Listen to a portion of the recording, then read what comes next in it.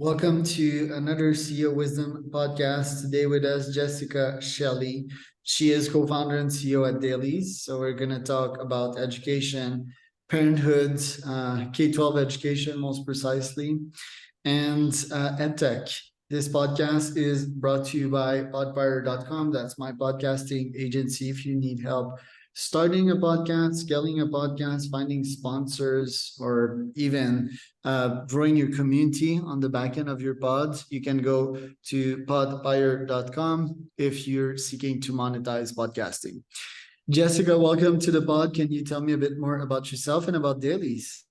Of course, yeah. I'm so grateful to be here this morning. I am a former public school teacher in the US. I taught kinder, first, and second grade, and mother of 5 children. Everything that I really do is all about education, families, and supporting, our future through our youth. Dailies is a platform that is designed to give parents transparent feedback and insights into their child's academic journey. And we do that through providing a partnership sort of relationship with certified educators, and then transparent daily reports in language that's easy for parents to understand, to kind of open up those communication channels with families. How did you get the idea? The idea came from really my experience as a classroom teacher, where, you'd sit across the table with parents at conferences and we'd talk about their child specifically and their progress throughout the year, but then the parents would be like, okay, now what do I do? And so that's what Dailies really serves to accomplish, is to give them an action step that they can kind of further follow up with in a way that's manageable for their house. Cool. And what problems are you seeing in the current educational system? Oh my goodness. I don't really know where to start with that one. But I would say just in general, we've been in this system of teaching to like the middle average student, and nobody really falls in that range. And so how do we help the learners that are kind of struggling to kind of pull them up? How do we engage their families in a way that creates a support system around the child? But then also for the students that are maybe more advanced, or they have more of that intrinsic motivation to continue learning and that curiosity, we kind of stifle that in the traditional education system. And so a lot of what we're working on at Dailies, and my personal beliefs, is that education really should be personalized to each student. And so we provide that through Dailies through like a homeschool type program, and helping families navigate that. But also within the education system, we need this kind of massive overhaul on turning it into an individualized sort of experience, rather than this kind of teach to the masses and pray that it sticks. Right. And how can Dailies help solve that? So we provide like a layer on top of the traditional school system. So we can come in and we can actually stream into a normal school day to provide like this small targeted, personalized instruction if they don't have the current capabilities. But we also can layer on a layer of support for families as well. So if your child isn't receiving that at traditional school, you can have us as maybe an after school program, or maybe a Saturday morning experience that you could share with your child. And then that way you're still getting those insights and you're still able to interact with your child around their learning. So whether it's at school or at home, we can kind of blend into their routine.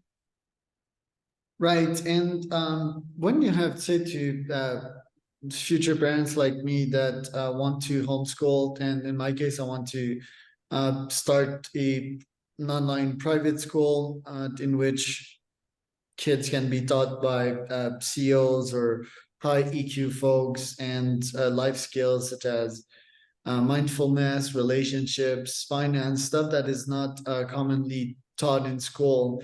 I just feel that the current curriculum is mostly focused on useless stuff like maths and language, which can be taught just by listening and interacting in society. You don't need, someone on a board to teach you that 1+1 is 2. But most importantly, have these kids start a business and understand the fundamentals, and understand true rewards, right? They gain money, that if they do their calculus right, and if they write the words the right way, that they can get paid in doing so. What do you think in terms of first like these meta skills that I feel that the educational system is not teaching? And two, what do you have to say on theory vs practice, and the practice in that case being to start a business at a very young age? Yeah, so I think it's kind of twofold there. So in the traditional school system, we have like the elementary education, which is up to like fifth grade or so, which is really focused on foundational skills. Can you actually understand phonics? Do you know what numbers are, what they look like? I think those are all things that are really important to be taught explicitly, because they're the foundation of the language that we use to communicate and do math. But as far as these like advanced math techniques that are, taught in high school, I think financial literacy is something that's much more important and more applicable to everyday life. So as far as like the practice goes, I think that you're right on the right track. With the building a business, you have to do marketing, you have to understand how to talk to people and how to write copy and how to come up with, one pagers or collateral for your business, in addition to all of the math stuff, like what is my actual profit margin for whatever I'm making or selling, or all of those things. So it's actually something I've considered with my own family too, of starting this entrepreneurial speak. My oldest is only 7. But it's something that I think as he continues to kind of expand his knowledge in the basics, we're starting to experiment more, like what would your sign say? How would you advertise this to people? And then we can bring in those lessons of like sentence structure and things in a way that makes more sense to their little minds. But I think building a business has so many different facets of things you have to understand, and content that you have to create too, that it's a really good outlet and a way for students and children in general to kind of experiment with the content that they're learning. Just that I feel that parents struggle in finding the time and the energy for their children, and finding a potential solution to have their children fit in this society, other than like just sending them at school and having someone else manage them. Um, and finding a reward to their current actions and efforts. For example, if you do your chores, you will be paid, but I feel that if the children has an outlet to his creativity, which is entrepreneurship, um, and if they can funnel unlimited amount of energies into that, if they can get paid, get these dollars, and buy the stuff that they like, I feel that would have them introduce us to society way quicker than this current rate. And I feel that we're extending this runway while we should shorten it with AI. I feel that new folks in this market have such a hard time integrating, because the level of AI keeps increasing. And at some point they really need to narrow down and start ASAP, and take home advantage, if you want, of VS like AI, in terms of the skills that they develop, in terms of the experience that they got, and being physically part of this world, unlike an AI. And I feel that, yeah, like if we just bring them, if we have them in school in this educational system and give them the diplomas and vanity, I feel that, yeah, this is big ad right there. It's just like it makes tons of money. There's investors behind these schools. Feel we're just keeping them at a disadvantage, and now there's the student debt crisis. So they not only do they go out of school and they're not like IQ elevated because they focus on theory forever, but they have 100K debt. So I don't think we're doing any favor, and I'm not touching on the conspiracy theories out there here, but I do think there's such a thing as big ad, and it's really infiltrated the fabric of society that you need to have a badge to go out there, while the real philosophy is just going out there quite literally with zero experience, and your experience earns you that badge. What do you think about that? Yeah, absolutely. And I think the idea of bringing it in at a young age before even, 18 is kind of that societal transition from when you're a kid to an adult. But bringing those experiences in when they're even younger allows them a safe space to take risks and to learn in a way that's also going to set them up for success in the long run. Like, why are you waiting until 18 to actually do anything of trying to be productive and create your own business or any of those things? Like, who made up that kind of antiquated age? When you have so much capability, even in, a 7, 8-year-old, 10-year-old body to kind of experiment with creativity and learn about things that are interesting to you, compared to like the traditional education system, which is much more, what date did this happen? Well, Google can give you that information in a quick search. Like, you need to understand the importance of the historical things, not necessarily like the details that you would have to do on a quiz on Friday morning. So I think you're definitely on the right track with that. Anything that we can do to be more creative and support that kind of fostered sense of curiosity and creativity in our kids, with leveraging tools like AI to kind of help fill in the gaps for anything that they might not yet understand and give them a foundation to ask additional questions, I think is really important. I'm probably missing out the children lens here because I'm don't spend a lot of time with childrens nowadays. I don't have my own childrens, but I can imagine that these brains are constantly learning, trying stuff. They're way less rigid than I am when it comes to my thinking, you know. So how can we make entrepreneurship fun for these children? I think innately that's what they're motivated by. Like we just got the toy book for the Christmas holiday catalog for Amazon, and my son's already picking things out that he would want to buy. And it's like, okay, well, then how are you going to get the money to buy that?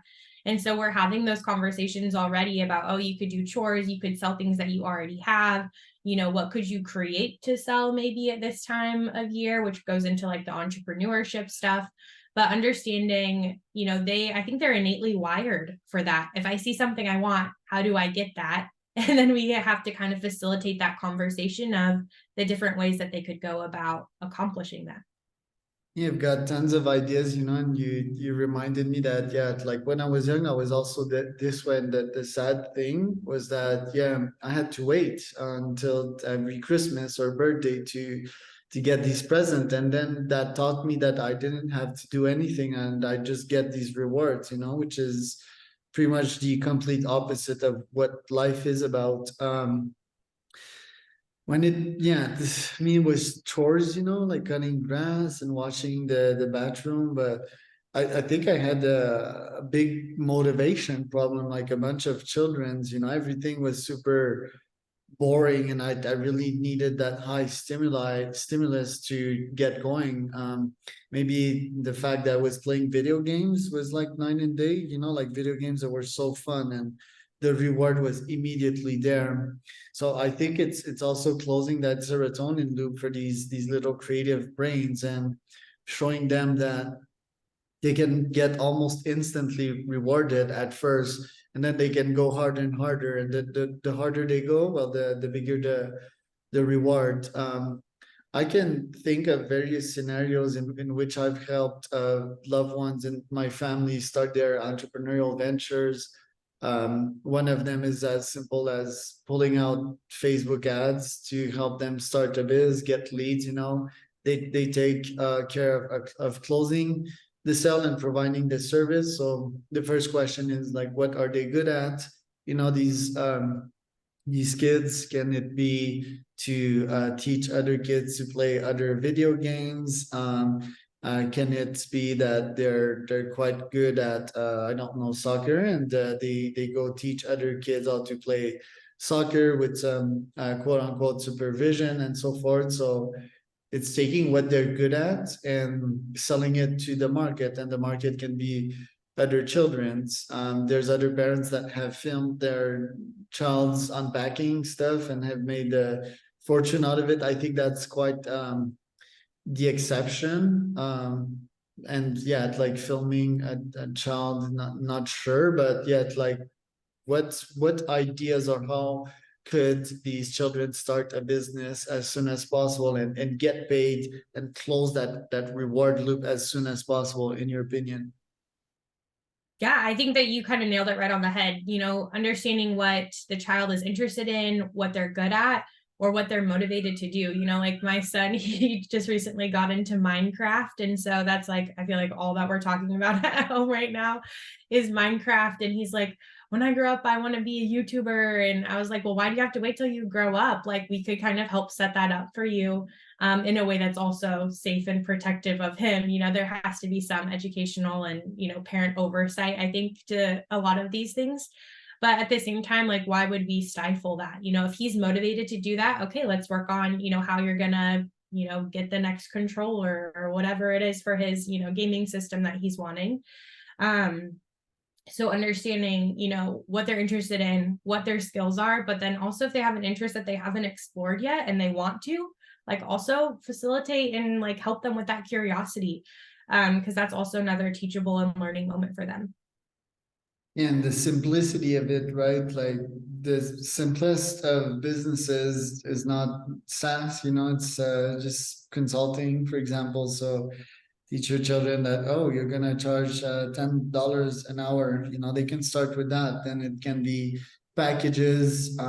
It can be online also, share screen type of thing. And what yeah, there could even be some kind of ecosystem for that. So my child, they want to learn Minecraft, and okay, there's gonna be another children teaching them. They're gonna make friends, and these children can be good at soccer. They can teach the other soccer and so forth, just so that money can trade around.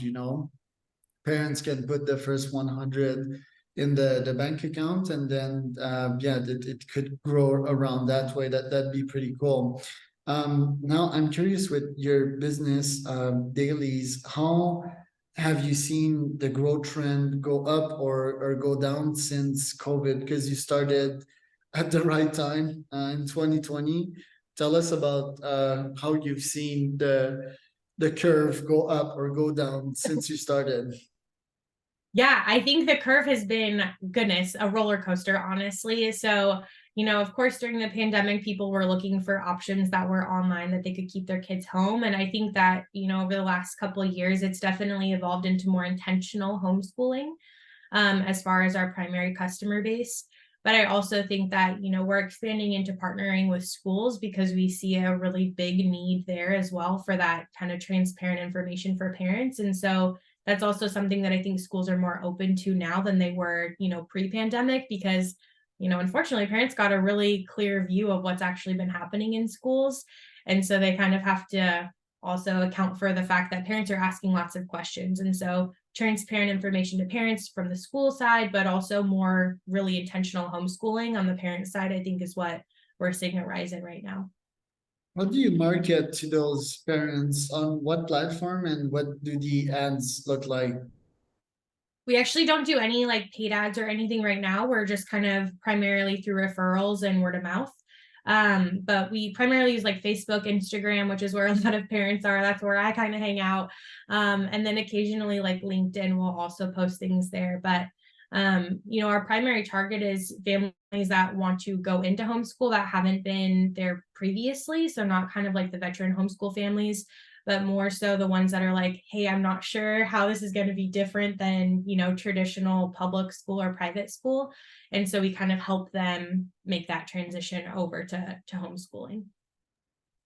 How can we adapt the educational system to the neurological pathways of the children? For example, I was ADHD. Sometimes there's little folks that are way more absorbed in their own worlds. We can call them introverted. There's various personalities type.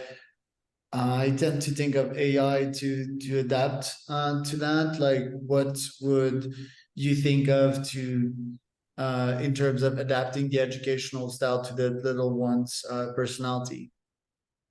Yeah, I think a lot of it honestly has to do with environment. And so like one of my children as well, my second son, he's very active.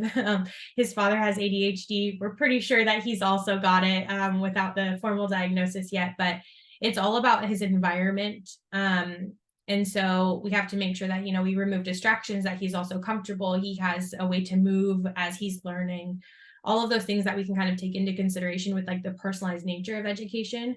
As far as curriculum, I think everything should be personalized for everyone, despite any neuro atypical things that you could maybe say, because I think we're all different than one another anyway. So personalized instruction, I think, is really the future of, you know, personalized interests. You know, if they're really into math, why are we, you know, not encouraging that further curiosity or that further experimentation, and only focusing on, hey, they're not necessarily reading every single word at their grade level yet. Like, what does that even mean? Are they going to be able to read when they're an adult? Absolutely. Reading is something that you practice over and over. So I think that that's kind of the give and take, is picking up on student interest, picking up on what motivates them, fostering that more, putting more eggs into that basket, so to speak. And then also just being mindful of the learning environment. You know, high stimulus environments with bright lights overhead could make it harder for kids to even understand information. So considering all of those different factors kind of go into the individual student. Right. What's next for you next year in terms of goals? What would be your top 3 priorities? Yeah, I think the top priority, honestly, is number one, is just impacting more families, letting them know that we're out there to support them, whether they decide to stay in traditional school, whether they're looking to homeschooling, whether they're looking to go beyond what they're currently doing in schooling in any way. You know, we are very much a family focused organization. And so knowing that there's other people out there that want the best for their children too, just as much, because we're in the same boat, is something that really kind of sets us apart. And really, we're all about impact. So reaching more families. And where can people find out more about you, Jeff? Yeah, so we can connect on LinkedIn. I'm on there pretty actively. And then our website, if any families want to try out a free class or anything, it's at dailiespods.com. And I'm Charles Cormier, host. That was another CEO Wisdom Podcast.com with Jessica Shelly.